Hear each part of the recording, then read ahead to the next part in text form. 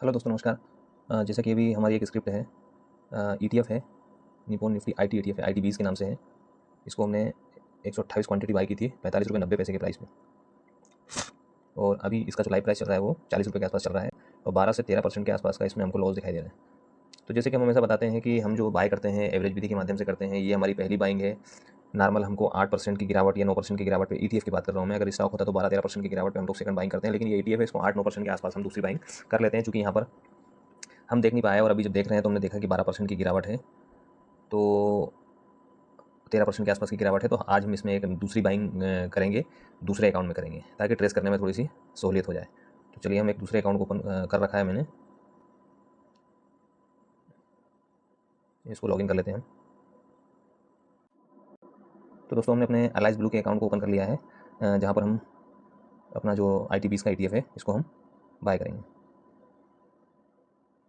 IT20 हम search करेंगे, और हम IT20 की 135 क्वांटिटी बाय करेंगे, और इसमें भी हम लिमिट ऑर्डर लगाएंगे। लिमिट ऑलरेडी सिलेक्ट है,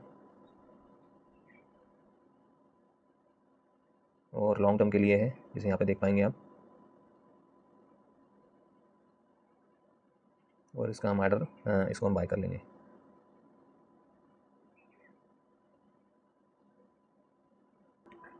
जैसे कि दोस्तों, हमारा ये जो ऑर्डर है ये रिजेक्ट हो गया है।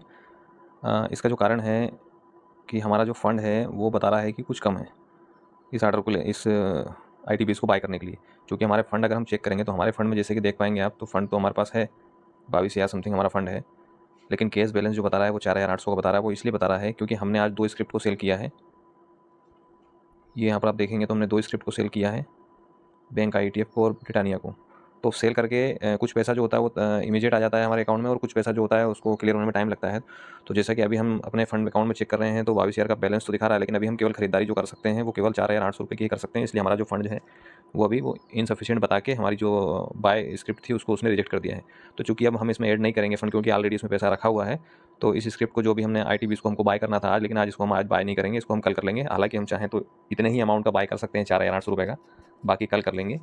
तो हमने ये डिसीजन लिया है कि हम इसको कल ही बाय करेंगे, तो आज हम इसको बाय नहीं करेंगे। जब हमारा ये शाम तक में हमारे अलाइज ब्लू अकाउंट में ये फंड टोटल ऐड हो जाएगा तो कल हम इसको आसानी से बाय कर लेंगे।